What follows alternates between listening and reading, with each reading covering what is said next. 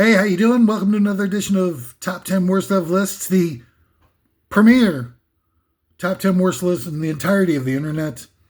I'm your host, Cam Payne, and what a pleasure, honor to be here once again to go on a journey with you, a journey of discovery, vastly eccentric topics and highly nuanced worst of assertions to try to provide some level of liberation to those of you who might have become victimized by the third-party outsourced propaganda ministry that we lovingly refer to as the mainstream media. And today's top 10 worst of lists, probably, I've stepped in it many times in my life where I've become sort of reckless, emotionally clogged up inside and choked on occasion.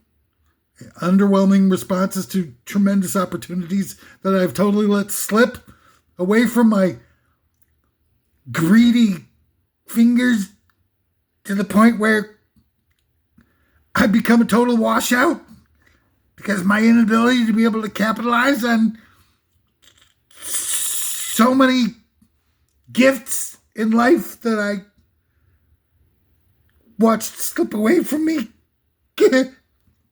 Anywho, but today's list is really, I think, is gonna, I know this could be it. I mean, every time I've seen anybody delve into the subject matter of today's list, try to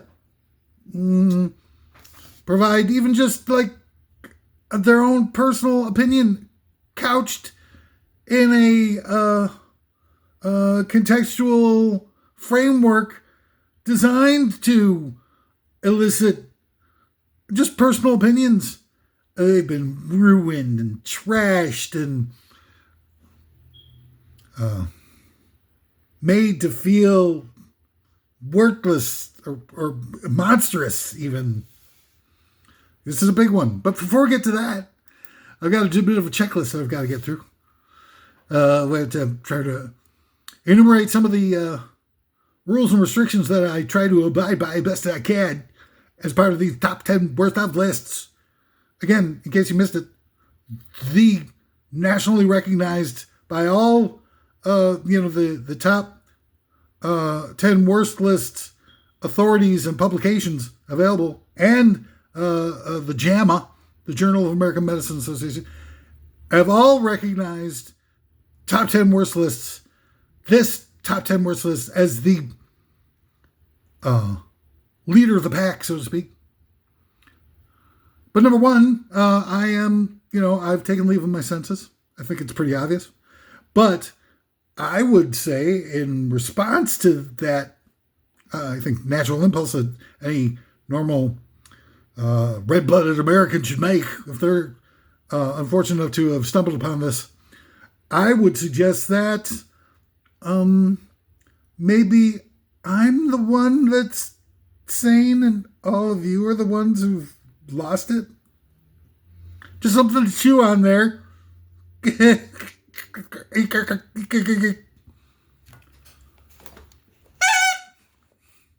There we go.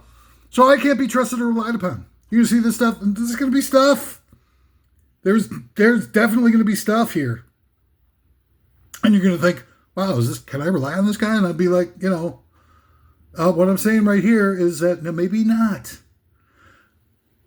The point being, I'm saying this not because of any insecurities I have about the things that I'm publicly pondering upon in this particular endeavor, but because I know out there that nobody trusts anybody anymore. Everybody, any kind of slight detail that's different from their indoctrinated way of thinking about things and such, that they're going to shut down, turn off, if they have you on a face-to-face thing and not just sort of like a disembodied fatso, floating all kinds of crazy ideas out there. They will bully you. They will push you away. They will talk over you and all kinds of rude stuff. If they identify you as the sociological other. I'm more of a Jungian collective unconscious guy. We got to get collective here, okay? So somebody's got to step out. We can't just keep repeating all the hatred over and over again and the disservice to the unity that we need to be able to overcome the obstacles that have been placed within our lives by these satanic overlords of ours. If we can't transcend and shift the paradigm, to coin a overused phrase, then we're done for it. I mean, because we've been in this rut of dividing and conquering and hating everybody who's any the tiniest little bit different from us for a decade and a half now, 2 decades, 2.5 decades. And it's not going anywhere. Why keep doing it? Not only is it the definition of insanity to keep doing the same thing, expect different results, but I mean, take a look around you. Even the people that are, the ultra-right wingers have got own every media outlet that there is. They've degraded our education system to the point where we're churning out, on average, 5th grade reading level throughout the country. The politicians are obviously, even the ones who claim to be liberal lefties and stuff like that, the top of the food chain in the Democratic Party, are all sellouts, impotent, useless when it comes to representing the working class, which is what they're supposed to be all about. Making lives of the working class, giving people power that are powerless. The blue-collar types, the working class, independent business people. They have no representation in the halls of power. None whatsoever. And that's because, in large part, because the heavyweight Democrats are all a bunch of fifth column operative sellouts who are really working for the ruling elite. So it's just a one-party system. And one-party systems, if you take just an even, sort of cursory look throughout history, one-party systems are all fascist. The communists, the Nazis, the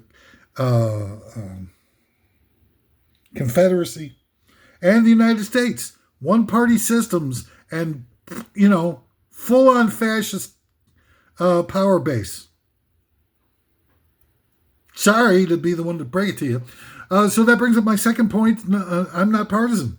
I'm not playing the game anymore. It's time to move on from all that, excessive hatred of each other. Number one, the minute you started piling everybody who thinks it's so liberated and intelligent and everything like that, where they just say, all Republicans are a cult, or all Republicans are idiots, or all Democrats are, looking to convert our children into lesbians and stuff like that.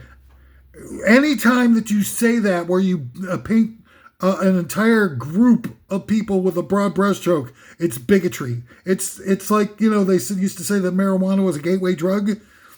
Hating other people because of their political affiliations is a gateway drug to hatred, to living a life of hatred and despondence, because there's not going to be any answers for it, because everything that you hear, everything that we're immersed in, is all about creating hatred within us, amongst ourselves, so that we don't have enough energy, time, or inclination or inspiration to be able to fight the real enemies of the human race, which is the haves. The only difference is between the haves and the have-nots. There you go, amongst the people on the left and right. Yeah, sure. I mean, you got your hate groups and stuff like that. They're causing harm to people, and that's, unforgivable. It's unforgivable. Of course it is. But, it's just, they're scripting a series of traps that every single one we've fallen into, which just promulgates an unfettered hatred for everyone. And that's why we're so, a large part of why, we're so completely desperate and depressed about the way things are, is because everybody hates everybody.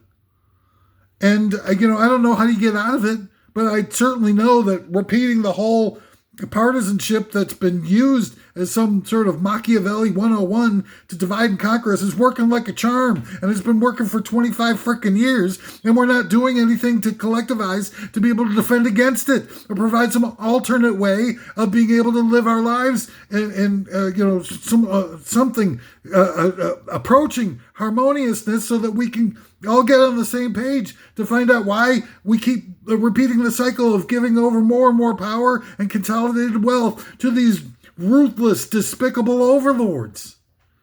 Is it that difficult to figure out? Is it that difficult to do something about it? And you really think that, marching around with a bunch of cutesy signs is going to get that done? It hasn't. It didn't. Nothing happened after George Floyd, except something that I think that the aristocracy probably planned, which was to decrease the funding of police, which only wound up in expanding the amount of crime and innocent victims all over the place.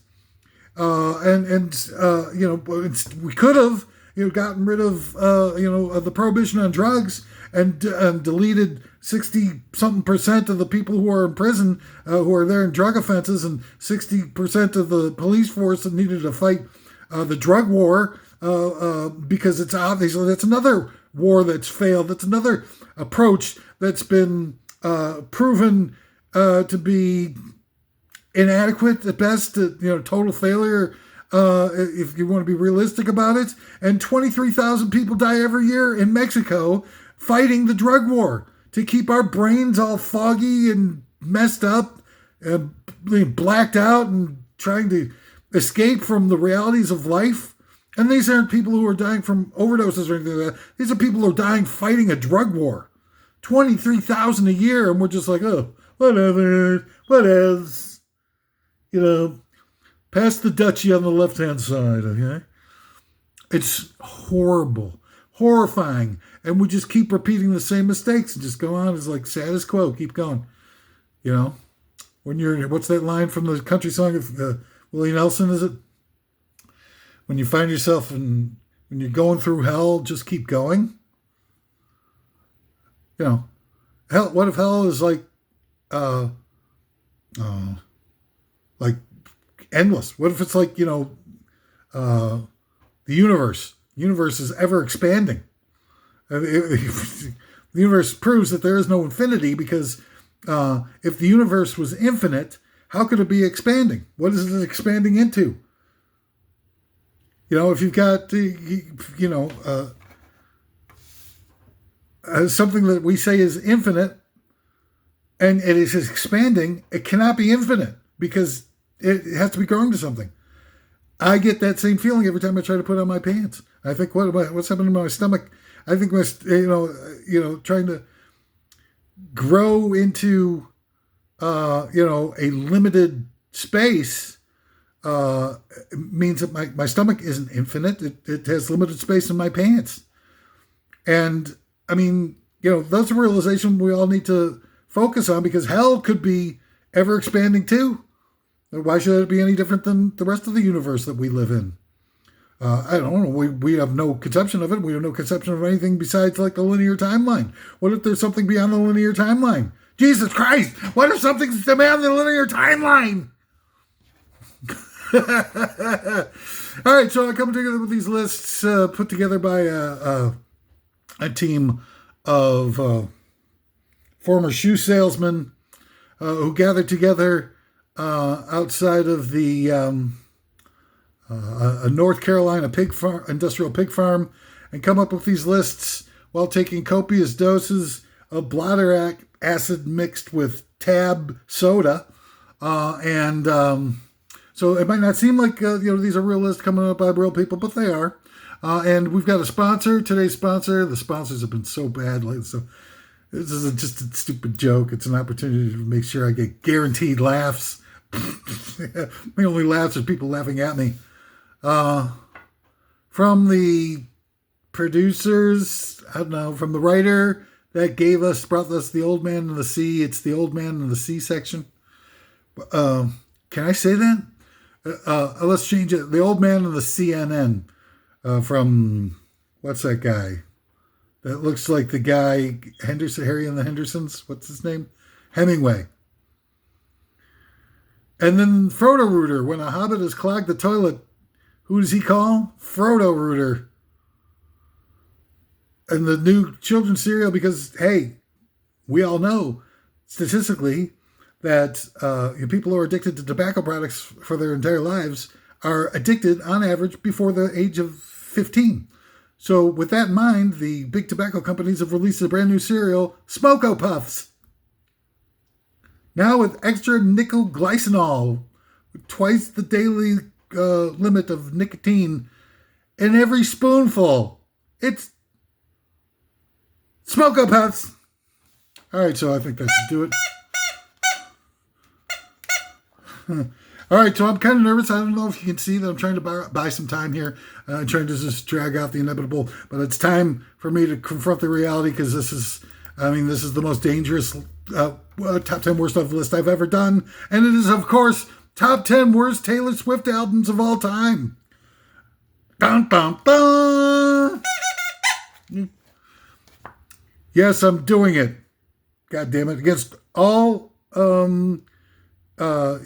protestations from all of my friend to try to ward me off from doing it. Please, what's my name again? Mal Evans. Hang on. Please, Cliffhanger? Is that what it was? Mixed up? No, that was different. Noah Lot. Yeah. Please, Noah. Noah Lot. Don't go up against the Swifties. They'll tear you a new one. Well, my life isn't worth spit anyway at this juncture. Why not throw caution to the wind? Roll the dice. Take a risk.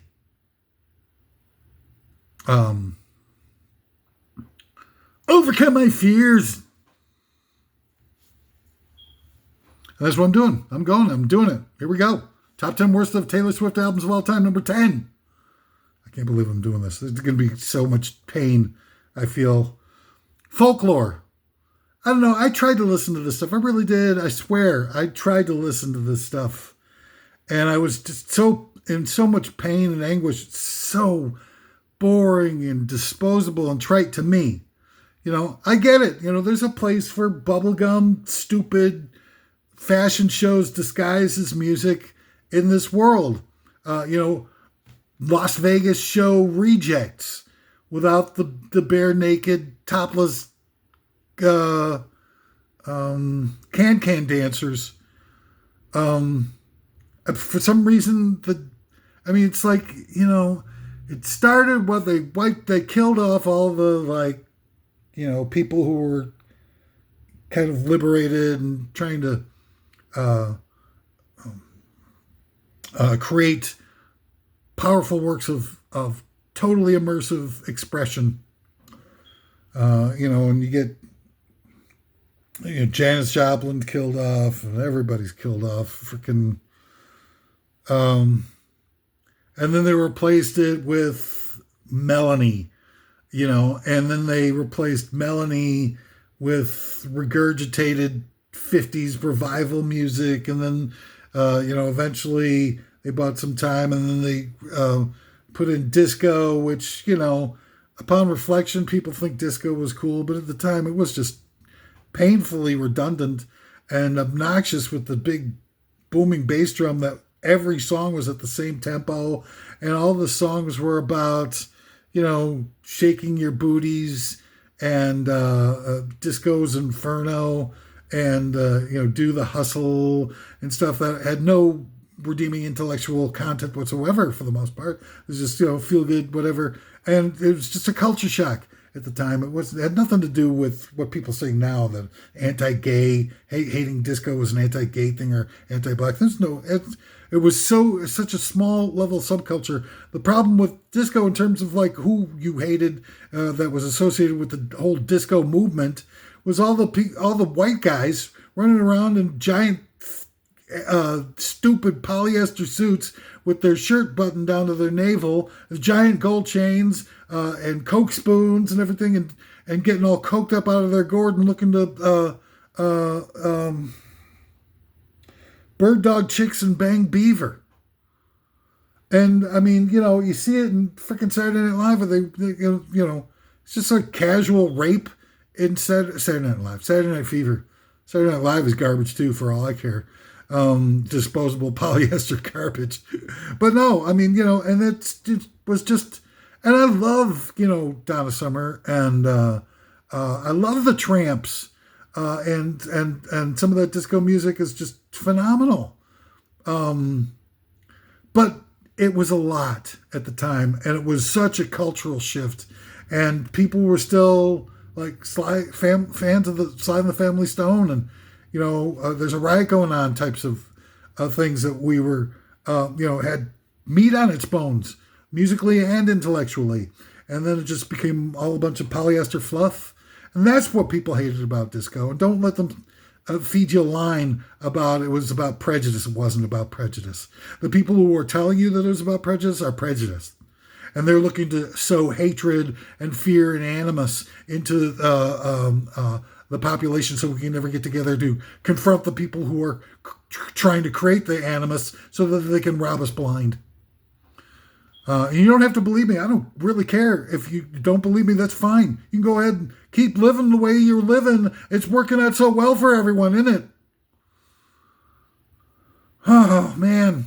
So up Folklore's ass with a rubber hose or nose or whatever that Arnold Horshack line was from the 70s. And then they get Madonna coming into the MTV and stuff like that. And she's like a cheap sellout looking to parlay, the frustrated sexual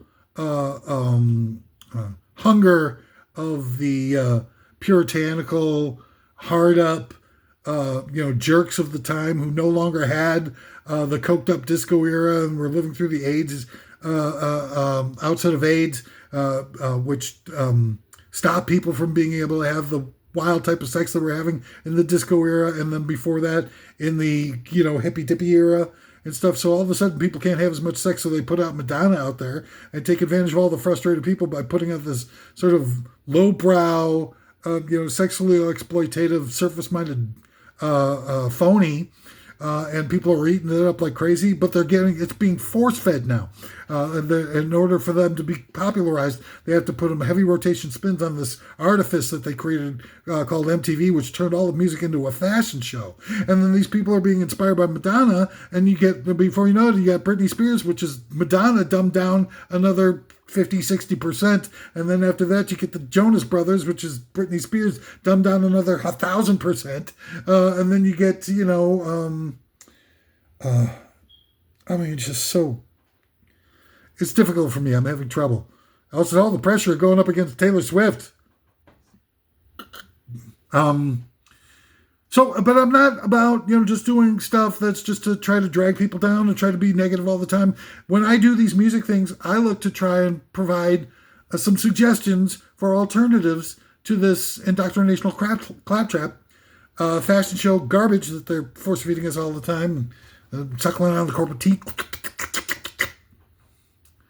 So instead of folklore, I'm going to recommend that you go to the source of where all this stuff, kind of gets started, women's empowerment and all kinds of music. And, I'm going to, in this replacements that I'm going to be suggesting, these are all women-fronted alternatives here to kind of like match up with the gender identity of who I'm tearing down, because I don't want people to think of this as being, anti-female or anti-woman or anything like that. It's just anti-Britney. I'm sorry. See? It's interchangeable. Anti-Taylor. Anti-TayTay. Anti-Swifties. Why are you giving all this money over to somebody who comes out with 43 different colored vinyl versions of Tortured Poet Department?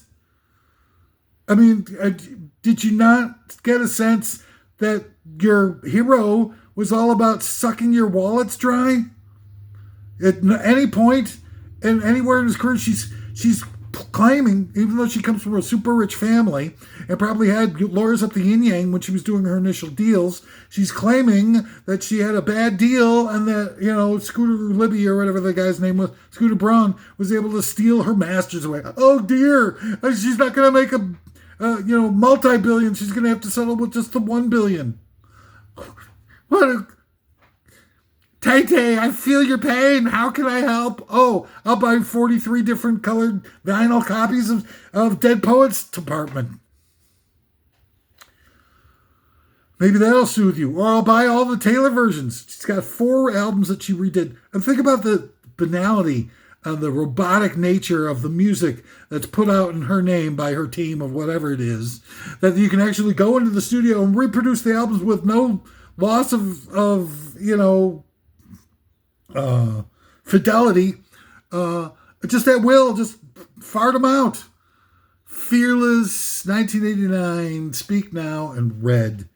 4 albums that she was so hungry to soak her fans dry that she redid her albums, pretended that she couldn't get her masters, and it was a big tragedy because she didn't make enough the first time around. And now I gotta restyle my albums, I gotta remaster them, I gotta make all kinds of billions of dollars so I can release 43 different colors of the album Red.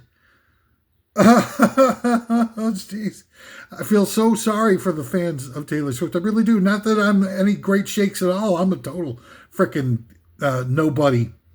And it's not like, me feeling sorry for them, but I do. I feel empathy for them for having to, this is their big star. This is the person that they've put all their heart and soul into. And I know you need it. I needed it when I was a kid. I had tons of heroes that I looked up to. They were putting out 43 different color versions of Plastic Ono Band by John Lennon, or 43 different colored vinyl versions of The Last Poets, or Here My Dear by Marvin Gaye, or any of that kind of good stuff, man. It's just like one version most of the time, and then CD era came and such, and then, you get some bonus tracks. Bonus tracks! So I'm suggesting that replace Folklore in your collection. Don't get it. You get an alternative. It's called Tapestry. It's an album by Carole King, and it's a masterpiece. And it has all kinds of super intelligent, creative, expressive stuff that helps empower people and gives people something memorable. And it's not just an earworm that's designed to be just a plagiarism off of a nursery rhyme. It's stuff that has relevance to the human experience and will, can help people through, music is like the second, I think, top thing to help you from get out of depression, other than exercise. Exercise, I've been advised by my doctor not to participate in any exercise whatsoever. Just kidding. Sorry. But anyway, Carole King Tapestry is a wondrous expression of somebody who had spent a lot of years paying a lot of dues, making some great music, writing some amazing songs. Finally, for the first time, gets her own solo sort of like showcase of this amazing album that has been played by, for, I don't know, 50-something years at this point, and still entertains and still says something vital and important for people. So Folklore, I couldn't even needle drop. I'm just listening to this stuff and going, oh my God, do people listen to this stuff over and over again? No wonder everybody's so screwed up. I'm sorry, I did try. I couldn't handle it. I just couldn't take it. It's so boring and so redundant and so plain, and it was like every song has got the same sort of arrangement and the gist of it intellectually for the lyrics. Oh, God. All right. Number 9 of the top 10 worst Taylor Swift albums of all time, Evermore. And once again, boring, trite, elevator music for me. I'm not saying that I'm the be-all, end-all arbiter of quality in things that are cultural mainstays. I would feel lucky if I got more than 3 views on this video, and it would be a big score for me based on my previous track record. So, I mean, and then I look at stuff like Lady Gaga's Poker Face has got 1.6 billion views or something crazy like that. And I'm like going like, dear God, I've wasted my whole life. So I'm not saying that I'm all that great. I'm just asking people to try something new, try something different, try supporting something that is redeeming, redemptive, and expressive, and has some kinetic vitality to it instead of this just somebody who's out there.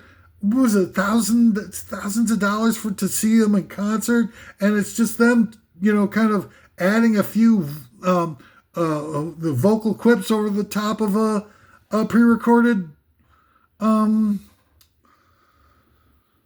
that they're piping through the PA, and you get we get 12 different costume changes on top of it. That's also nice.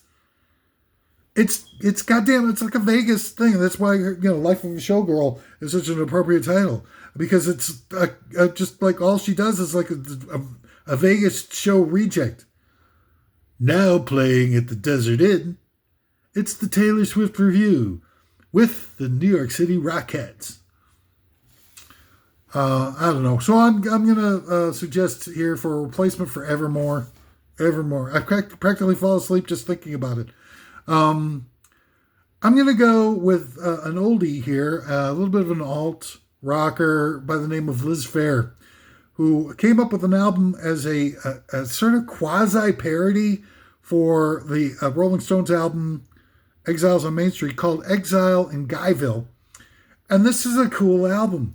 This has got, a lot of expressive power. Liz Phair at this time was a tremendous exponent of musical expressive,ness, and this album is a real treat on the ears, and it's something that you'll be able to play and play and play. It'll grow on you too. It's a grower, not a shower, as I've oftentimes copped out by saying at the steam bath down the Turkish baths on Division Avenue in Chicago. Hello.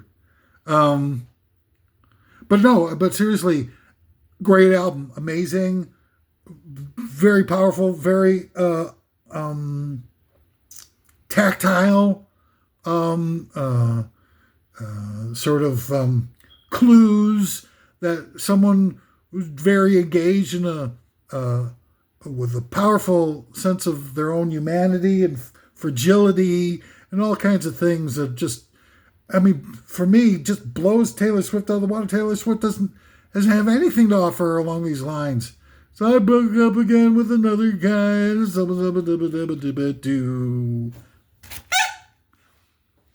Doesn't make any sense to me. But hey, whatever. Again, bubblegum music, whatever. I'm so out of touch. I'm so out of tune. I don't even respect my own opinion. This is... in many respects, it's hard for me to feel a sense of confidence with the life that I've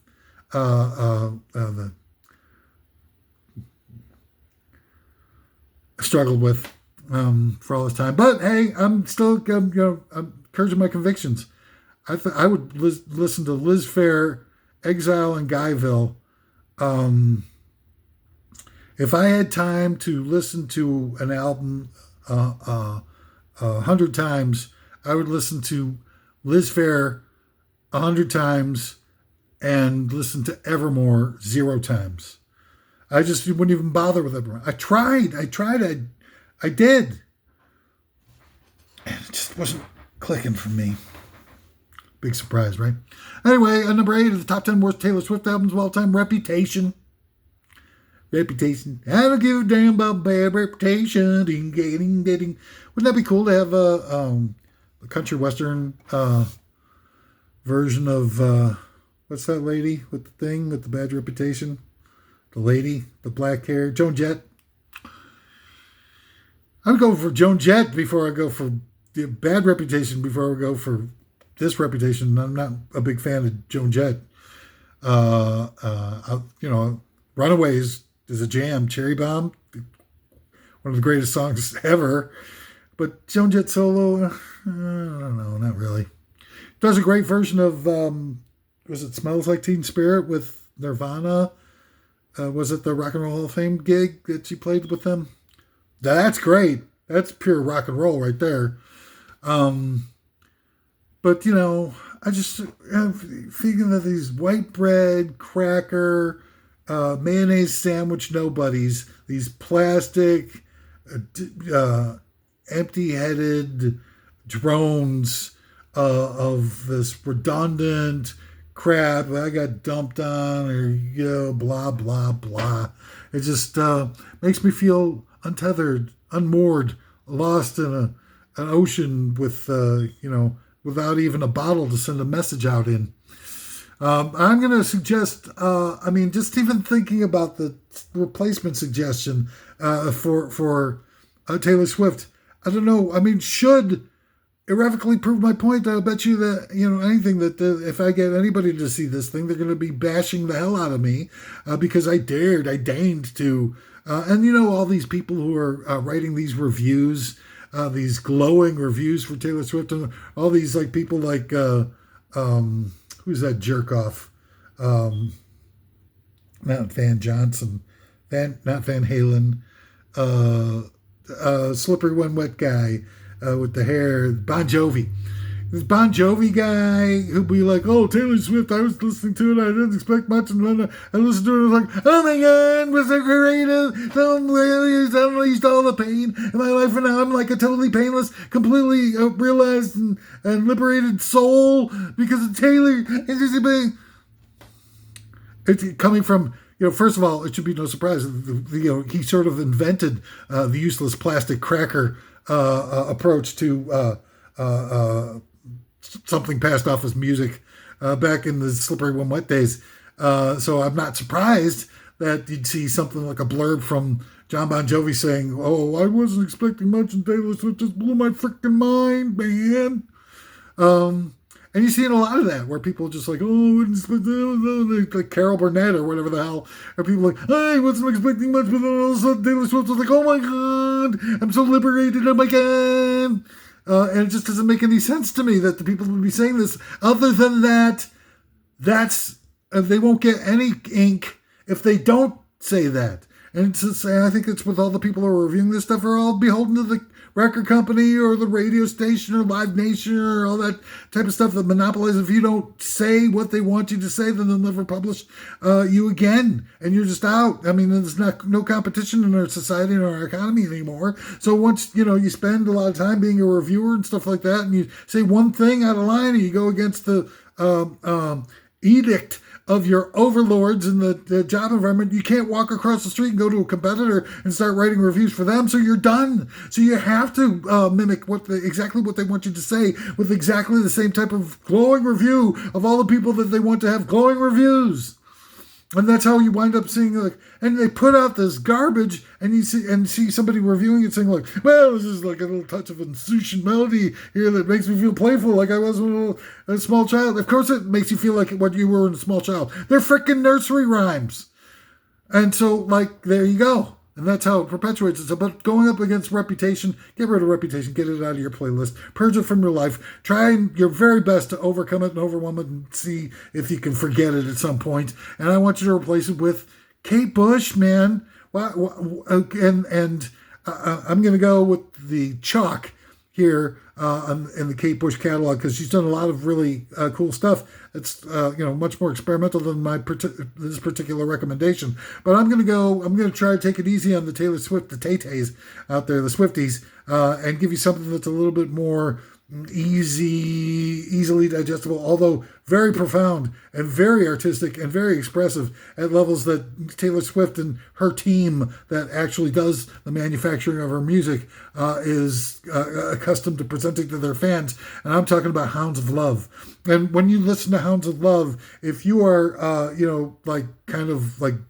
reacting in the same way that I react when I try to listen to Taylor Swift, and you're just like, ooh, gross, then there's something wrong with you. Then you need to have a major league meds adjustment, and you need to go into therapy, and you need to have a lot of exposure to stuff that's more in depth and that's more, and not necessarily in depth, but fun and exciting and liberating and diverse and expressive. Look at, like Tina Turner doing River Deep Mountain High. There's a live video out there on YouTube it's not the studio version that they did with Phil Spector. I'm talking about a live version that they did later on Tina Turner's like late 60s or something like that, and she's in this purple dress with the ikettes and stuff, and just belting it out like her life depends on it, and which it might have actually back in that time with all the abuse that she had to endure in order to be able to, kind of survive at the time. But it is just so powerful and dynamic, and you're like going like, "Is she going to get deeper every day?" And you just see like, oh, that is what it's all about. That's what we're all about.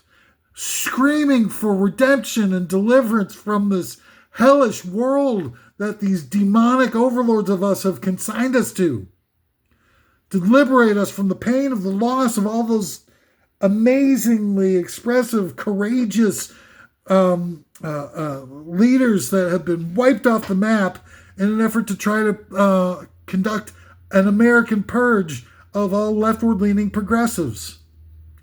And you see her belting it out like that, man. It's just like, oh my God, that's what it's really supposed to be. That's what human expressive, emotive impulse can create. And then they've sucked all of it dry from all the people that they're force feeding us now, where none of it remains, whether it's still the intellectual capacity of Kate Bush and the amazingly powerful vocals and tenderness that she can convey in music, or whether it's just the nitro-infused, intense, massive power of the late 60s Tina Turner. It's all gone. It's all gone. It's all been compromised. And it's been eliminated from our cultural palette completely, to the point where we're just we don't even realize the degradation that's been happening has been slowly like a lobster in a pot, where they're gradually raising the temperature level of the water to boiling. They don't even realize it's going on. Well, they probably realize it's going on. We're probably just telling ourselves that they don't realize it's going on because we can't live with the idea of scalding a lobster to death. By the way, I saw a really horrible on Good Morning America. This is going back a long way, but the clip might still be available. And I was working this gig, like we had to start like 5 a.m. or something like that, and we had our lunch was like right at Good Morning America, so we'd sit around and actually watch Good Morning America. And so it's like 7:30 in the morning or something like that. Me and my coworker are eating lunch, watching TV, and on Good Morning America, the chef comes on and he's like, "Oh, I've got the lobster recipe. It's going to be it's like you blanch the lobster," and he takes out this living lobster and he dunks it in water to blanch it, and then he pulls it out while it's still alive and starts ripping all the tail and the claws, starts ripping it off a living lobster on Good Morning America. And I don't mean to be smiling because it was tragic and horrifying, but we live in a world where 1,800 horses died in 2025 in the horse racing industry. So, I mean, it's obvious that people just don't give a rat's ass about, industrial farming or, testing on. And somewhere in Europe is starting to wise up to it and starting to ban. You're seeing some banning on animal testing for like cosmetics and stuff like that. But that's a drop in the bucket compared to what we're doing here in the United States. Not just the testing, but the industrial farming and, ripping the beaks off of chickens so they don't peck each other to death in the cages because they're so tightly squeezed in. I mean, Jesus Christ, what the hell's wrong with us? But anyway, I digress. Hounds of Love is a masterpiece. It's such a liberating piece of art. And the songs, I mean, you listen to the song Hounds of Love and Running Up That Hill and Cloudburst. And I mean, it's just, and you can listen to it like a million times and never get tired of it. There's always something new that you're hearing, something diverse, different, and nuanced. And stuff that the computerized music of today, not to be poo-pooing on everything, but the computerized music of today is all trying to mimic artificially. Like they're learning from what human beings used to be able to do as a part of like an instinctive expression of artistic and creative impulse. And now they're just doing it with computers, and it's just there's something lost, it's something gone. And then you see people like lip syncing to it like it's some kind of robot, and you're thinking like, well, what's the point of keeping the human race around? And that's why part of the reason why I suggest this is going on is because I think that they're getting ready for the robot, humanoid AI robots to replace the human race, and I think that they're intentionally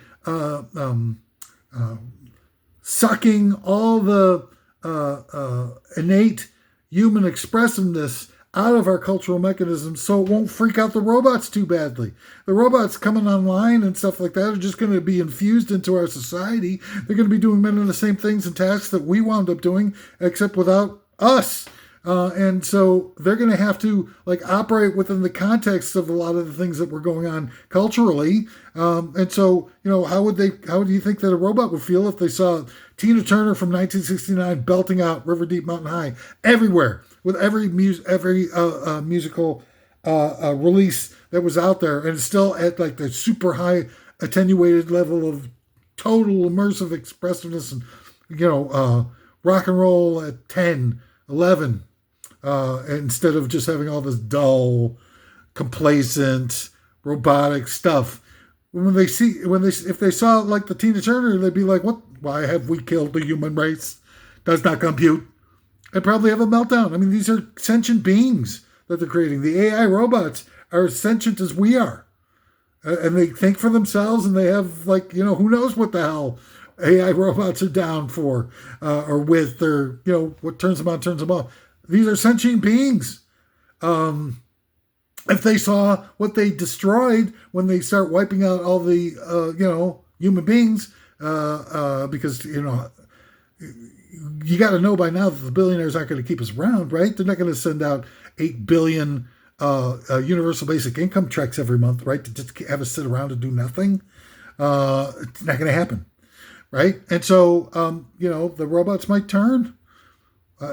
So if they replaced all the super expressive nature of humans and the humanities, if they can replace all that with sort of robotic, phoned in, mechanical behavior, the robots might go like, yeah, if all the human beings are like Nicki Minaj and Bruno Mars and all this Bruno Mars doing the lazy song with the gorilla mask on. We get your message, Bruno. You're a total frickin' racist. We get it. Okay.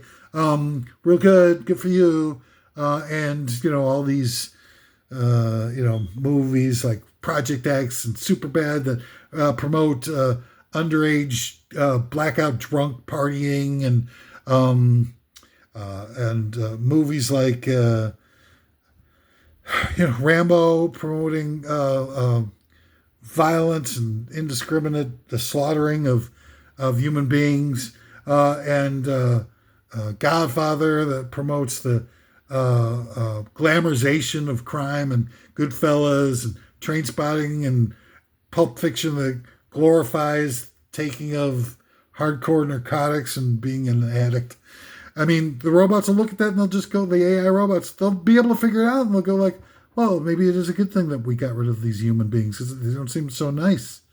They don't seem like but these are all artificial things that our overlords are creating and using to manipulate us and brainwash us, socially engineer us into acting in ways that they want us to act instead of ways that we would organically act if we had, a not so fake reality that we were immersed in. I don't know. Whatever, next one on the list, number 7, top 10 worst Taylor Swift albums of all time. Fearless, Taylor's version. Again, I talked about the Taylor version thing. It's just a joke. And she had great news recently, didn't she? She actually got her master's back, so now she doesn't have to do any more complete rubber stamp copies of her previous albums and release those. Or maybe she'll do it just for fun because she just wants to, her main goal in life is to be able to suck all the cash dry of all of her rabid fans. But, hey, what can I tell you? Anybody that can create a duplicate of their own album without, a problem, or you just go in and reproduce it and fart it out like nobody's business, There's something wrong there. I mean, for those of you who are out there that are into, like, let's say a band like Led Zeppelin, okay, to suggest that if the Led Zeppelin people lost the control of the masters for, let's say, Led Zeppelin 4, they could never go back into the studio and recreate Led Zeppelin 4. I don't care how musically dexterous you are. It can't be done. Nobody plays like Bonham. Nobody plays like, nobody, well, the other guys are kind of hacky and stuff, but nobody could get that kind of vibe again where they could replace it. They could try to imitate it, but they'd have to, there'd be a lot of electronic manipulation in order to be able to get that same sort of vibe. And it's not going to be the same, and it's not going to have the decades upon decades of people like playing that stuff a million times. It's just not, even no matter how good the versions are. Cover versions are cover versions. Led Zeppelin is one of a kind, unique thing. You could never redo Led Zeppelin 4 over again and pass it off as, like Taylor's version of Led Zeppelin 4, whatever. So I'm, again, I've tried to listen to the stuff. I did, and other than I have no notes, it's just I couldn't even tolerate it long enough to make notes. I probably should have. I didn't even listen to it a second time after I came up with this list in advance of doing this. That's how repulsive, quite frankly, I found that music to be. And I'm, I find a lot of bubblegum music repulsive. Pop music, popular music. Look at me. Does it look like I'm totally down with, let's say Hannah Montana or whatever that lady is who does that stuff? Miley Cyrus the Virus. So I'm suggesting, replacing it. Again, I'm sticking with all female fronted music projects as suggestions to replace Taylor. This isn't about women. This isn't misogynistic. This is about good music versus, computerized fashion shows imitating music. And for me, anyway, I'm sure there are plenty of people will find ways to spite me and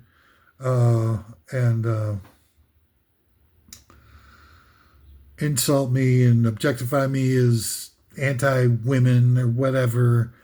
I don't really blame you because that's your damage that you're looking to project onto other people, and I don't take damage lightly. And if that's coming out of you is reacting to me trying to help and try to provide some alternatives with some vitality and depth. I can't solve all those problems. I'm just trying to provide alternatives with more vitality and depth, really. I haven't spent a lot of time going into the Taylor stuff, not just because it's difficult for me to not get depressed when digging through this stuff personally, but it's also I think it would be a lot worse if I got into the details of it. I'd rip this music to shreds. It's just me. It's starting with me. I don't know. Maybe it isn't me. Maybe there is an objective truth to Taylor Swift being a total sellout with no redeeming qualities whatsoever, other than having the business acumen to be able to, suck the wallets of her devoted fans dry with all kinds of contrived. So Dead Poets Department is riding high for a long time on the charts. And then Charlie XCX, which, by the way, I'm not real partial to the stuff that gets radio spins for Charlie XCX, but I saw this video of her performing with a live band in some tiny little club or something, and it's freaking great. I mean, just powerful as hell, and just explodes out of the screen with just this exuberance and rockin' is. I loved it. Absolutely loved this thing. I don't listen to the albums much and stuff, but this live video I watched and loved. Absolutely. Well, Charlie XCX comes out with an album, and it's about to go to number one. And Taylor releases a new version of Taylor Poets Society with some unreleased tracks. They do something with I don't know, where she does like a phone recording of acoustic versions. There's new versions out there, and she says it's only going to be available for a couple of days, and she releases it right in time to keep Charlie XCX's album from going to number one. And it wasn't the only time. I think she did it to the same exact thing to Billie Eilish. Billie Eilish's album is about to go to number one, and she does the same exact thing. Who the hell does that to people? You know? I mean, Billie Eilish is at a good run. She's doing a lot of big stuff, but I don't know. Did Charlie XCX have any number ones to show for her career? I don't know. But it just seems so disingenuous and so anti a creative spirit to do something like that. What kind of person is this? What kind of monster? I'll use it. I wasn't going to use the M word, but I'm using it. Taylor Swift is a freaking monster. And she's doing horrible things to her fans and to her music community. On the reg. God damn. So I'm suggesting Fearless Taylor's version get replaced by a true icon and expressive spirit. I'm going with Joni Mitchell. Now everybody's going to be like, oh, I already have Blue. You don't need to tell me that, jerko. I'm already totally down with Joni Mitchell. And I'd like to, sort of go there with it. And Blue is not a bad choice. I'm looking how it got to be a bad choice. Those hipsters over there at Rolling Stone will tell you this is the second greatest album of all time. Or third, or whatever. Third. Yeah. Then you get those bon vivants over there at Rolling Stone will tell you the second greatest album of all time is Beach Boys' Pet Sounds. Even though there's only really it's all made up by a bunch of session musicians and stuff like that. And they'll tell you the greatest album of all time is What's Going On. It's not a good. I mean, it's a good album. But I'd rather listen to Here, My Dear, that crazy album that Marvin Gaye had to do as a part of the divorce album. He was married to Berry Gordy's daughter, I think it was, or sister. I think daughter. And they got divorced. And I don't know if it was a money issue or what. I mean, you figure that Marvin Gaye had hit after hit that he wrote and stuff. You figure that the guy would have some money. But for whatever reason, they decided to do one of these alternative, maybe it was one of those wacky alternative judges. This is back a while ago, really before that became trendy. But the settlement for his divorce, his wife's, in lieu of alimony or anything like that, got all of the residuals from the album Here, My Dear, which I guess Marvin Gaye had started on at the time, whatever. But he does this album, so he made the deal to give all the residuals over to his wife. And he does this album that's supposed to fulfill that obligation. And it's a collection of songs about how much he hates his wife. It feels just how horrible she is. And it's called Here, My Dear. And as if, he was the idea of the title is like he's saying, well, you wanted it, you got it. Here, my dear. Totally snarky and sarcastic.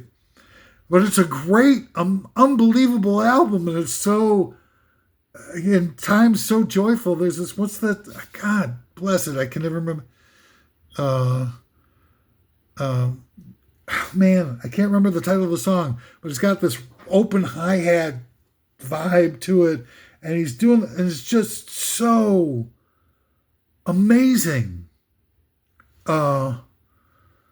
I would go Hear My Dear, greatest album of all time over What's Going On. What's Going On's got a couple epic all-time greatest songs on it, probably in the top 10. What's Going On, probably a top, well, maybe 25 song, and Mercy, Mercy Me, top 25 song, both of them, probably.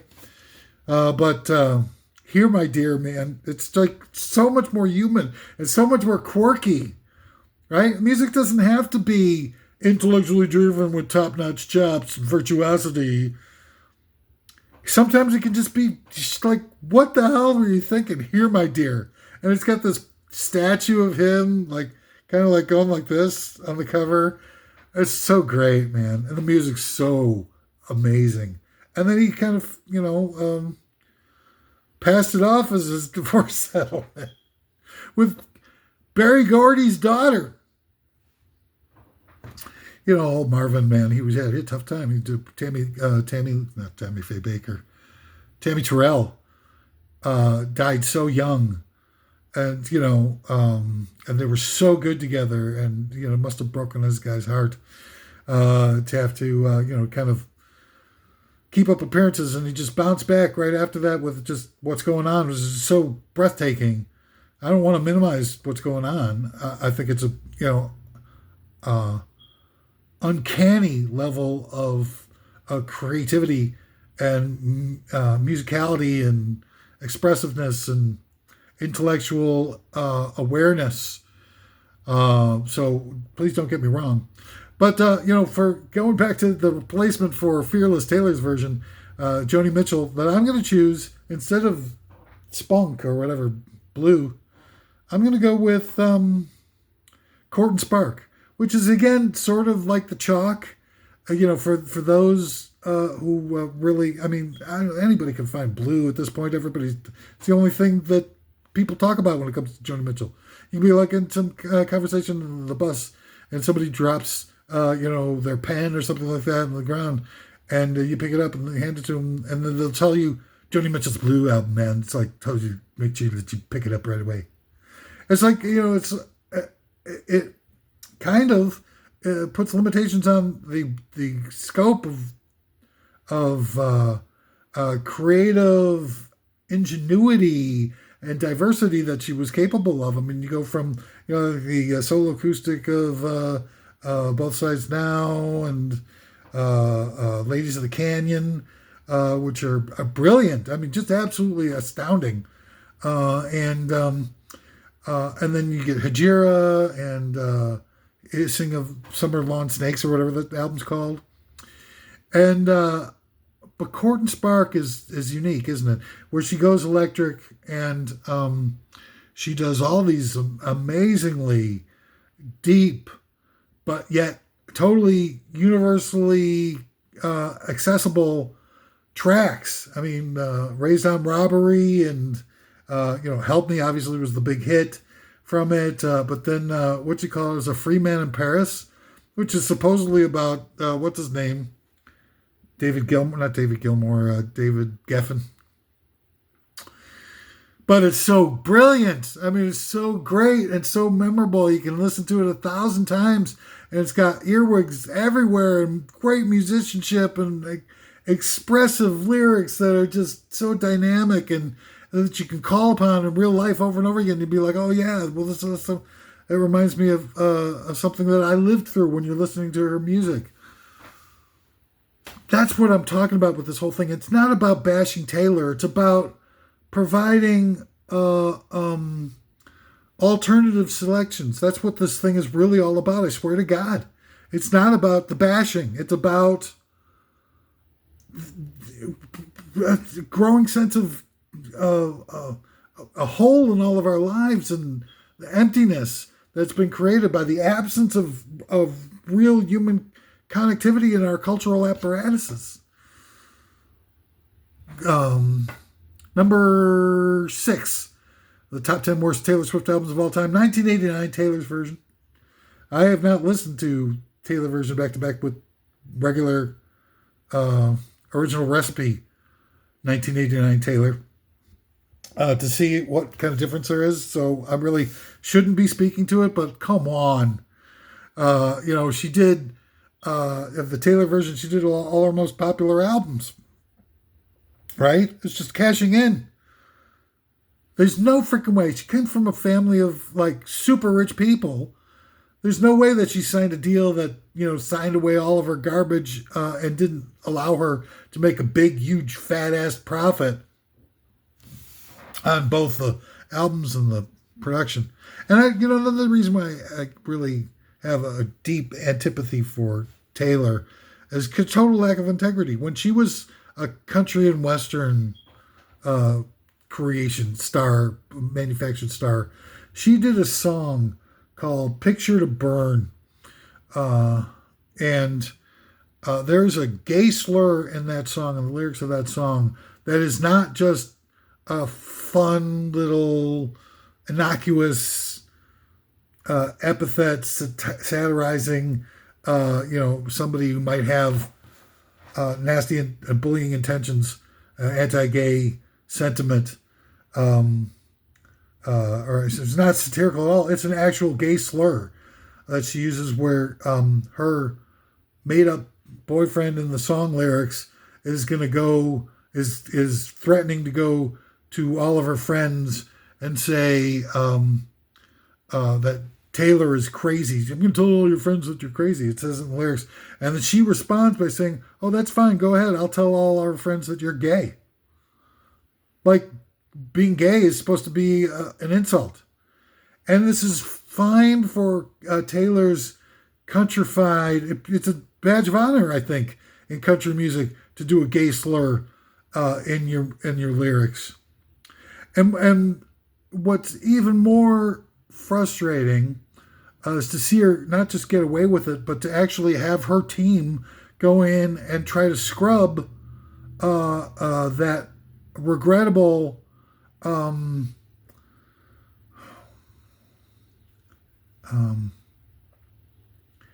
hate crime out of her catalog by replacing the songs online with a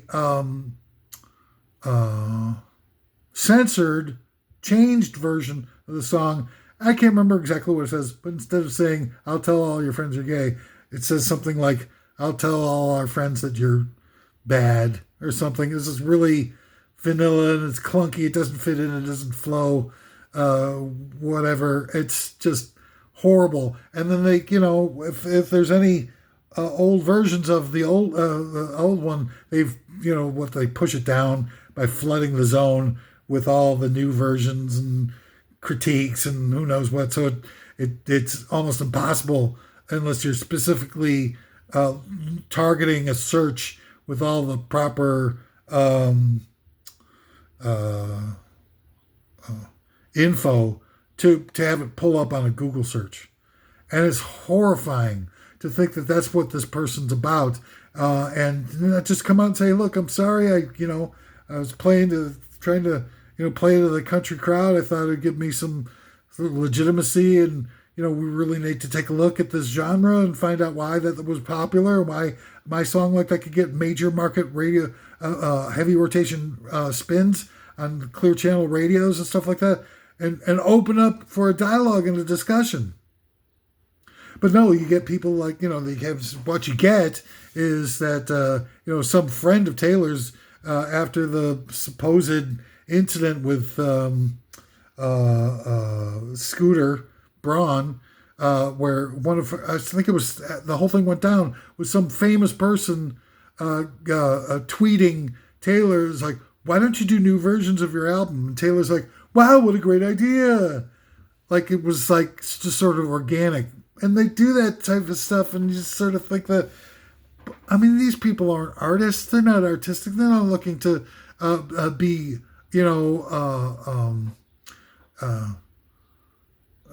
one degree of separation friend to people, and who are looking for something redeeming in their lives, something to feel a kinship with, something to look up to, somebody to be a hero in their lives that has some form of integrity.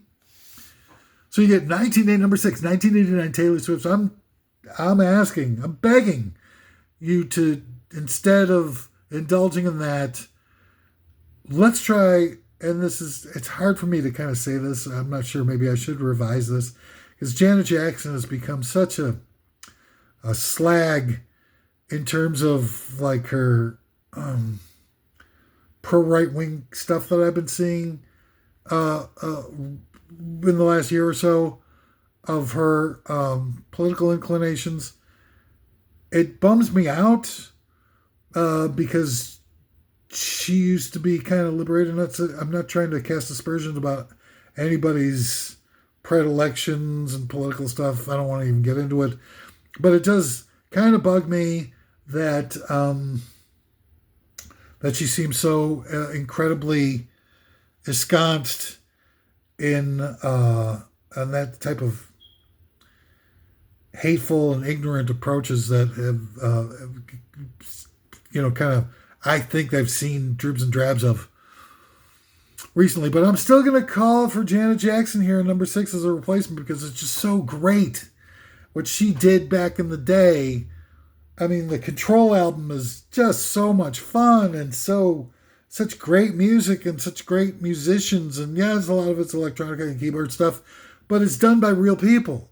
And you got Terry, what's his name, and the other guy creating all this music, and it's so powerful. And she's so great on it. Her voice is great, tremendous, and so much musicality to it. But I'm not going to go with Control. I'm going to go with Rhythm Nation because it's too badass to not go with it. I love the song Rhythm Nation, and the songs are like, was it Escapade? I think it was. It's so great. And it's like there's not as many. I mean, look, Control is like the meat and potatoes of the Janet Jackson catalog, without a doubt. But Rhythm Nation, man, is just something. Maybe it's me. A lot of people like myself will get all hung up because we lived through the era of being a little burnt out on the stuff that got overplayed back in the day. Like, people sort of coming to, it's like, I'll go to Led Zeppelin again just for continuity's sake, who have trouble recognizing the power and the creative scope of an album like Led Zeppelin 4 and admitting that that album just blows away the rest of their catalog because they've heard Stairway to Heaven so much it's become, redundant to them and sort of they're burnt out on it. But, in the same way that, a lot of people will downgrade their ranking of Led Zeppelin 4 because, they've heard Led Zeppelin 4 so many times. I mean, I think it happens with Led Zeppelin 2. People have heard a whole lot of love so much, and the big long drum solo doesn't help it, and the big long drum solo of Moby Dick doesn't help it either, really. But, you've heard Live and Love and Made so many times, but when the first few times that you heard that riff, it's like the greatest thing ever. And same with Sarah Heaven. The first time, you heard some people were like, what the hell's going on here? I didn't know people could do stuff this expressive and dynamic and cool and creative. So maybe I'm sort of experiencing that with Control a little bit because those songs are just, slamming. But I'm still going to go with Rhythm Nation because I just love it, man. We are all part of the Rhythm Nation. We were part of the Rhythm Nation. She really laid it down with that album. So anyway, back to the top 10 worst Taylor Swift albums of all time. I'm going number 5 here. Speak Now, Taylor's version. Speak Now, or Forever Hold Your Peace. I wish she would just hold her peace. Personally, I once again, none of these albums I couldn't handle any of these freaking albums of like listening to it for a prolonged amount of time. I'm in a pretty weakened state, as you might be able to tell by looking at me. I'm not doing well, and listening to this type of music is just like soul sucking for me. It's like a succubus version of music. So I listen to as much as I can, and again, it sort of just translates to me, and it could be me. I'm not trying to be like intentionally obtuse about it, but it sounds like depressing elevator music, lifeless, infantile, trite, plastic, phoned in garbage. And it's all the same to me. It's all just like, oh, it's the same thing here again and again. And they do vary. Some of them are a little more acoustic driven. I think Folklore was the one. And some of them are a little more pop driven, like 1989. And some of them are a little bit more, just sort of blend in with all the rest of it. And homogenous, uninviting. So I'm going to recommend, instead of listening to that one, and again, this whole endeavor is about trying to inspire people with better music, because good music is so powerful. It's such a powerful experience and powerful in our lives, in our daily lives. I'm going to go with, and again, I'm keeping with the whole theme of suggesting women-fronted albums and releases here. And I'm going to go number 5. I'm going to go Lil' Kim. Lil' Kim and her album La Bella Mafia. Now, Lil' Kim doesn't hold back. It's going to be, it's going to be parental labels all over this thing. But my God, what a powerhouse. Lil' Kim, why is she not like, maybe I get it because, she isn't radio friendly. And who knows what she's like as a person? I have no idea. I'm not that, much of a fan that I know who she was and her ups and downs and, proclivities or whatever that kept her from being mega. But this album is just boom. I mean, it's just like kick you right in your face, right in your teeth with powerhouse jam after powerhouse jam. And she's just laying the lumber in terms of the lyrics and her voice and her pronunciation and the rhythm pulses of her delivery. Just so great. And I just got to listen to this again. If I had a time where I had to listen, somebody told me like, I'll give you, $10 each for every time you spin a record and just listen to it. I would do 1,000 times. I would do Lil' Kim, and 0 times for Taylor's version of Speak Now. I just can't even listen to it. I love listening to Lil' Kim. And she's done some things, I can't remember what it was, but I think it was somewhere around like 2015 or 2014. She got a couple of spins here and there for something that she was working on. And it was the most powerful stuff I'd heard on the radio in decades. It didn't get heavy rotation spins, but they spun it and I checked it out. It was just like, wow, Lil' Kim. Just amazing. All right, so back to, unfortunately, to the Taylor Swift. Top 10 worst Taylor Swift albums of all time. Number 4 is Red, Taylor's version. Okay. And I've heard some of the stuff on the radio here and there. And was this one with the Happy song or like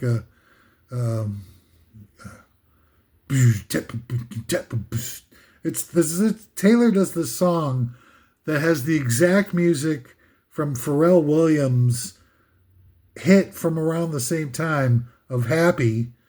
And Taylor Swift has like a version of it, like going like Leave It or Leave It to Beaver or Eat It, Beat It, something, I don't know.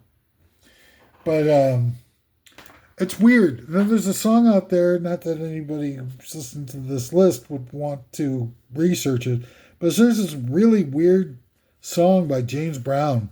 Excuse me, I'm sorry. There's a guy named David Bowie did a song called Fame, and it's got like this righteous sort of funky riff and stuff like that. And right around the time James Brown releases, it's not Hot Pants, what the hell is it? Red Hot something? Can't remember off the top of my head what it's called, but it's a exact copy of the music from David Bowie's Fame, and which was co-written, by the way, by John Lennon. And it's so weird because it's the exact same track, and it's just James Brown's rapping over the top of it, and it's crazy. It's like mid-70s song. I'm sorry, I'll try to look it up here. But it's so hysterical that... And he just did it, and I think that his response when people were like, "What the hell's going on with this thing?" Brown's response to it was like, everybody's stealing my music. I just thought, what the hell? I might as well try one myself. Maybe it's Hot? Is that what it's called? Wait, hang on. I might be able to get it here. I'm sorry to be so distracted. Yeah, it's called Hot. James Brown did a song called Hot, and paragraph and parentheses, I need to be loved, loved, loved.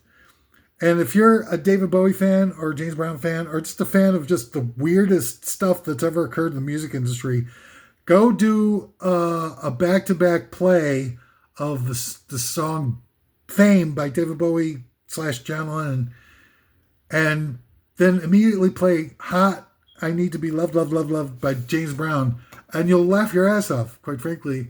Sorry to pardon my French, but it's just so wild that he got away with this. It's like the exact same track. Anywho, so going back to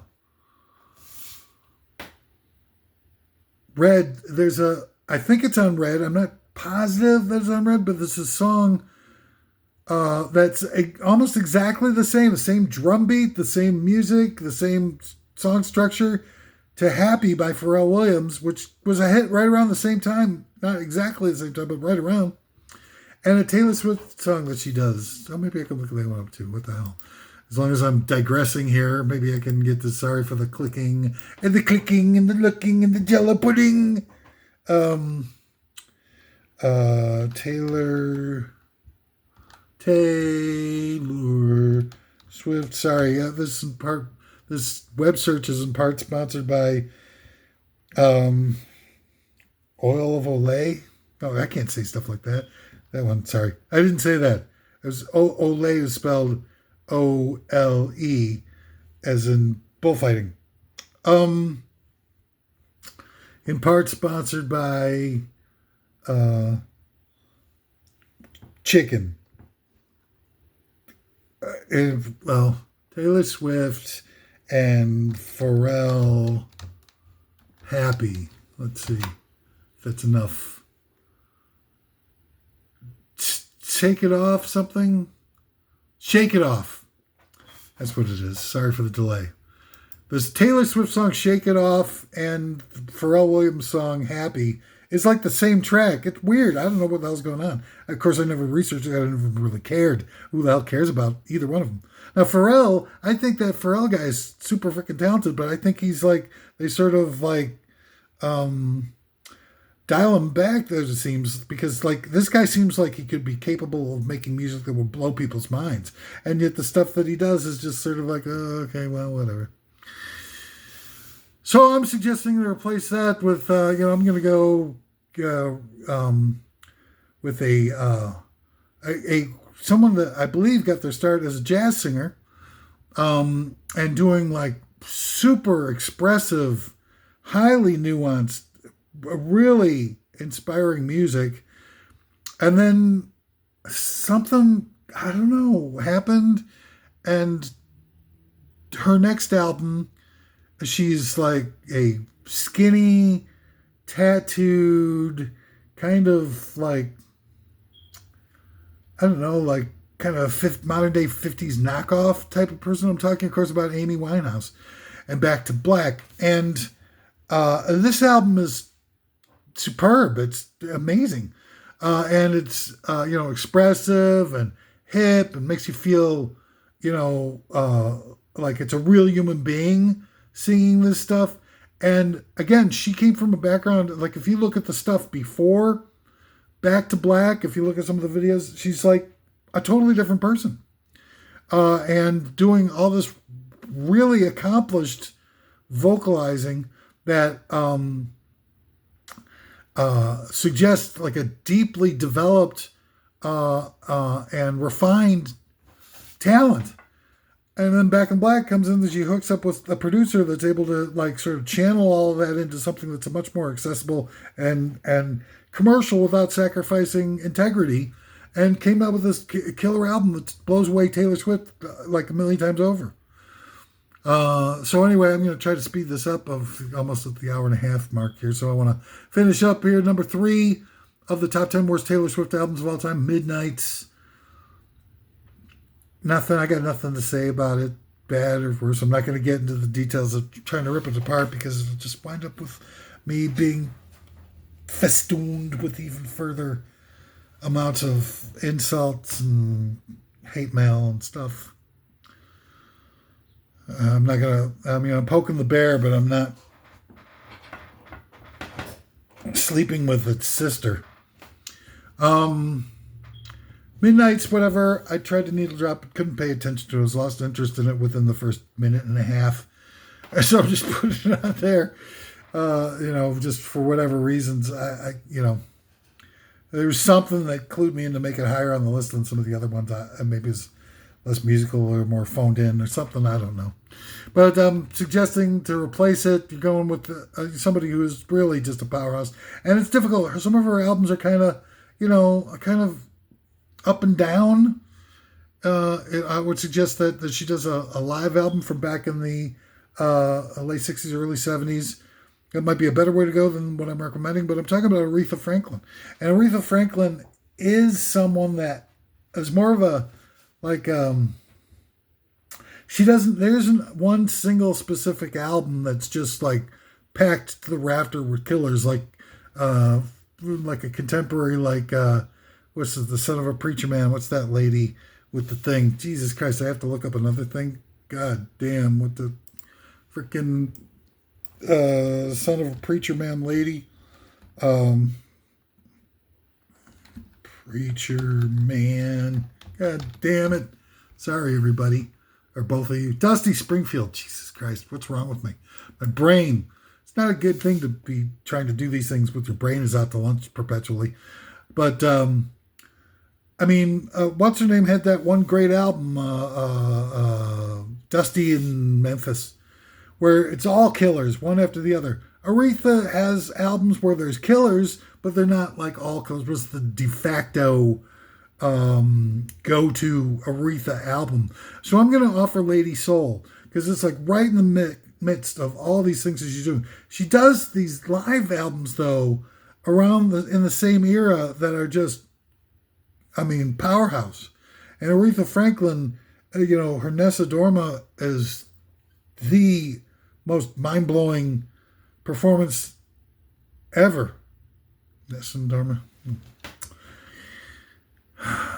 Aretha Franklin, it seems ridiculous to suggest that, to put by association Taylor Swift and Aretha Franklin in the same sentence, because Aretha Franklin is just such a freaking transcendent mind blower, and she is everything that Taylor is not and has never been. I got to get through this here. Number 2, Tortured Poets Department, or whatever the hell that's called. Just trite, and just the whole idea of the 43 different colored vinyl versions that she released just to stick it to her fans, and using the alternative limited window availability of alternative versions with unreleased material to keep Charlie XCX and Billie Eilish from getting number ones is about as despicable as anything I've ever heard an artist do to another artist. Other than, Mick Jagger ruining the Woodstock generation with Altamont and devil worshipping and all that kind of stuff. I'm going to suggest, and this is another artist who has just powerhouse music all over the place, but not necessarily one Dusty in Memphis style definitive go-to album, and that's Nina Simone. And Nina Simone is my personal favorite and one of the most expressive artists in history. Her song Mississippi Goddamn was released in 1964 and is probably the most admirable, powerful song that's ever been written, recorded, and released. 1964. She's using the word goddamn, which was a big no-no back in that era. And she's doing a song that's basically sort of like going up, how much is the dog in the window era type of music. And she's doing a song called Mississippi Goddamn uh, um, about the murders in Mississippi as a pop song. It's just so freaking mind blowing that somebody would do this. And, and this is part of why they wound up, sterilizing our culture by eliminating all the leftward-leaning progressives and their access to mainstream levels of distribution throughout our cultural history. And that time is because Nina Simone was such a powerful exponent of expressiveness and courageous at levels that nobody has any clue how to reproduce in today's day and age. And all the people just sort of lying down and taking it in the chops and letting people all around the world suffer so that the megalomaniacs in charge of our economy can rob them blind in the sweatshops and torture them so badly that they prefer committing suicide than having working in those environments any longer. And then Nina Simone, the album replacement I'm gonna recommend is Pastel Blues, and it's so great and so powerful, and has that whole vibe and aesthetic that nobody can reproduce, and just so great. And it's a really good album, but it's not like a Nina Simone like Abbey Road or Sgt. Pepper. So you don't just be satisfied by Pastel Blues. Get into a lot of that stuff. That's, sort of onesie-twosie singles releases and whatnot. She does an amazing version of a song from the musical Hair. I got my soul, I got my hat, I got my chops, I've got whatever I can't remember what it is. It's so powerful and so cathartic and emotive. And then she's got songs all over the place, Feeling Good and, Wild as the Wind. That David Bowie wanted covering on Station to Station, and just so profound. And I just pray that you find a pathway to indulging in this stuff and kick Taylor Swift. Why isn't Taylor Swift the one that's being kicked to the curb? Because we've all become so polluted by endless drones and plastic sellouts and Milli Vanillis of the world, to the point where we just start kind of like just, again, rolling over and playing dead. And then Life of a Showgirl is the top one. It's like, oh my God, she didn't even give us the usual couple of years in between albums. She had to come back and soak her fans for some more. It's Life of a Showgirl is so snotty, talking down to people like she's so supercilious to all the rest of us. We get it, Taylor. You're our better. We'll never be able to, rival you in terms of our power and street smarts and insouciant attitudes, expressiveness and cuteness. Look at how cute I look in these weird nylons that keep anybody from seeing how much cottage cheese I've got in my thighs. And, it's just, I looked at their website and stuff and tried to, when listening to the music was becoming so irritating, I look at her website and she's got hundreds of different merch items available on her website, on top of cashing in on all the albums she's got. Oh man, I got a list. I jotted down a bunch of lists. I don't have it in front of me, unfortunately. I forgot to add it to this. But it's like, Taylor Swift koozies, beer koozies, and Taylor Swift towels. I got a towel like $80 or something for a Taylor Swift towel, and like little eyelash brush or something like that. I can't remember.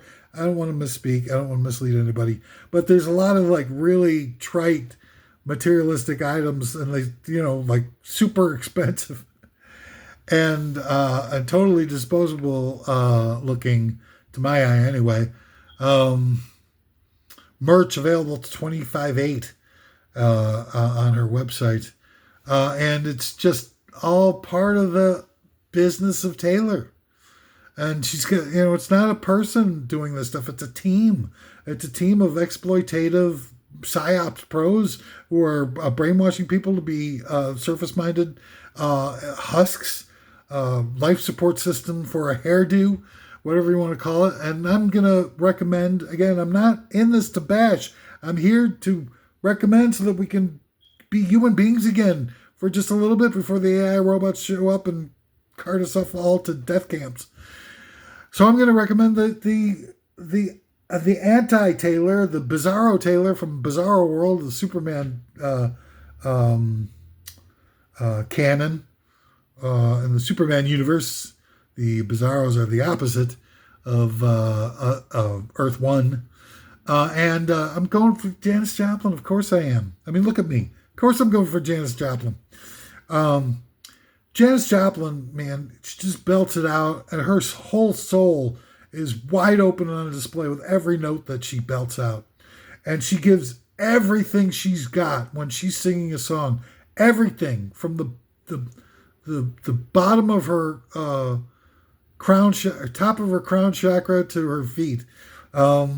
She's putting it all on the line every time she sings, every time she articulates a note, even. She's given it all she's got in gusto. And I mean, it's just so laden with pain and humanity and fragility and like it's just barely surviving within her. Whatever it is that she carries inside her, it's barely surviving, and you can hear the desperation of it, just reaching out to connect to other like-minded souls who just need that type of passion, that type of courage, that type of expressiveness to inform their own personal struggles. So we're really together with these people. When you have somebody that's as expressive and laying it on the line and doing something as powerful as Janis did, it's like they're with you. They're saying, like, you know, it might not be okay, it might not be right, it might not be fair, but I've been there. I'm with you. And we might be separated by time, space, dimensional plane, or whatever. But Janis is still with us. I'm going to go with Pearl. I mean, you know, look, I love Big Brother Holding Company. It's got like a unique vibe to it.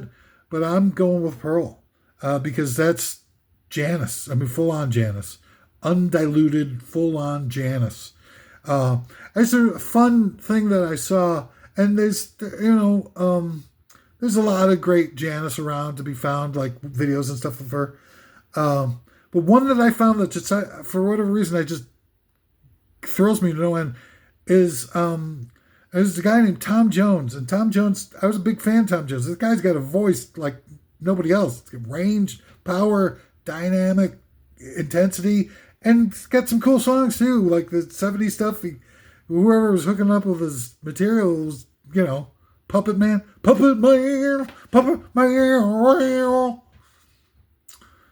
And there's a song where Janis Joplin was on his TV show and they do a duet together that's fucking mind-blowingly phenomenal. And the both of them, and you can see that Janis is just like sort of effortlessly going to this place that she would go to that's just more powerful than anybody ever. And Tom Jones is on stage with her, and you can see him like freaking out about how great she is. And it's so rare and so amazing. And you see Tom Jones trying to, you know, duke it out with her vocally wise, and not out of jealousy or trying to show her up, but to try to get to that place that she's at. Like, he sees how amazing, great she is, and she's inspiring him to dig down as deep as he possibly can. It's just so beautiful and so amazing and stuff. Anyway, this whole Taylor Swift thing's got me up in my feelings. That's all. That's all I got for today. What a pleasure and honor it's been to be able to get through this list with you, and I feel liberated within myself for being able to at least try to bring a little authentic joy into this world instead of all this trite nonsense, childish, impotent, emasculating, sterilizing, um, brainwashing disguised as cultural achievements. It bothers me to no end. But just a disclaimer on the way out here. I have everything I said here is opinions. All the Taylor fans out there that might have been directed to this in an effort to try to scare the hell out of me. I'm sure that if they glom onto this, it's going to be a relentless death threats, hate mail, and that's just what I guess Taylor Swift inspires in people. And I've seen it happen to other people, and it's destroyed them and makes them feel like, they can't go out in public anymore because the Swifties are gonna, obliterate them and become physically violent and try to ruin their lives and their businesses and their careers. And I think that's another sign of what Taylor Swift represents, because I think that some of that is probably fake. Like it's, the powers that be are trying to, mess with people that mess with their, $1 billion edifice that they've created to indoctrinate people into becoming lifeless husks. But man, if this is like organic, if the Swifties turn on people who just try to voice their own opinion like that, and with the threats and with the degrading attitudes, I mean, I think that really says a lot about the nature of Taylor Swift, because fans of Kate Bush would never do stuff like that. I mean, if you're denigrating Kate Bush and saying that she sucks and blah, blah, blah, and so on and so forth, and some of her more ardent fans might take issue with that, but they're not going to be threatening people's lives. They're not going to be whatever. They're just going to be, like, well, I'm sorry to feel like that. Have you tried the kick inside or cloudburst? I mean, sorry, the what's the one? Love and Anger. Have you tried listening to Love and Anger? So it would be totally different. And it's weird. It is the Beehive and the Swifties and everything. And you say one word out of turn. And where does the intolerance come from? I am not doing this to bash on your favorite plastic idol. I'm doing this to say, hey, look, check out Nina Simone. Check out Kate Bush. Check out Janis Joplin. And see if that turns you on. Where you can get, some meat on your bones, intellectually, emotionally, spiritually, instead of just blindly following somebody who would take you to the bank. There's like 4, I think, different versions of the movie of Taylor's Eras tour. And all of them have different song listings and things like that. So, I mean, so she gets the people. I think there was a pay-per-view version, and I think there was the original theatrical release, and I think that there was one other, like, with different songs, 4 or 5 different songs that weren't included in the original theatrical release that they were holding back for another release so they could cash in then. And then it's going on Disney Plus. And so it's like, when is enough enough? And I want people to have stuff in their cultural lives that's fulfilling and enriching. I had it myself, and I think it was, unfortunately, my life didn't turn out the way I planned, and I might not necessarily be a good advocate for trying to inspire people to try something different with a little bit more depth, a little more meat on his bones, is the phrase I think I was trying to allude to earlier. I'm not, I'm crestfallen that this is the way our society turned out, our culture turned out. And I want to help. I just want it to be better. I want it to be more fulfilling, more responsive to, not be an instrument of the destruction of humanity, but music should be an instrument of the lightening of the load, the inspiration of our humanity. So whatever, if you're gonna bash on me, bash on me. If that makes you feel better. My life sucks. It's horrible. I've been backstabbed up the yin yang, uh, um, destroyed after 30 years of sacrificing everything I could to try to inspire a peaceful revolution by empowering what's good in people, by making them too strong to dominate intellectually, spiritually, emotionally, and physically. And that all fell apart, and I, wound up being attacked by the very people I was trying to help, or thought that were on the same page with me. I promise you that I'm so full of pain, grief, anguish, and loss in my life that maybe that makes you feel better. I'm already destroyed. If you want to come in still after all of that, and you want to do all the hate postings and such, I mean, there's very little that you could do. The destroying me, just destroying my life, whatever you want to take, whatever ends you feel like you need to take it to be the ultimate Taylor fan, you'd probably be doing me a favor. Seriously, it's that bad, and I'm at the end of my tether, and I just try to, because after 30 years I can't turn it off. All the things that I did, 120, 130 hour work weeks, where I'd have the day job and then I'd be an activist at night, putting together 3,000 something shows on the live comedy and recording circuit in Chicago, and doing 12 albums, 12 discs, 16 discs, I'm sorry, of my own music with my own band, and 1,250 hours worth of locally based showcase oriented television in this town, where I would showcase emerging artists and anti-establishment types who were looking to express themselves without having to sell out to the corporate ethos. After years, and then trying to build a brick and mortar performance and production space in order to be able to help facilitate that even further, and maybe try to franchise it all around the country so I could send people on tours that were all self-contained, so that people could grow and develop their talent without ever having to sell out on a national platform. And it all got torn to shreds by the very people that I was trying to help. And I've got nothing left. And I'm in pain all the time, and I'm full of regrets, and having a real difficult time trying to find my happy place.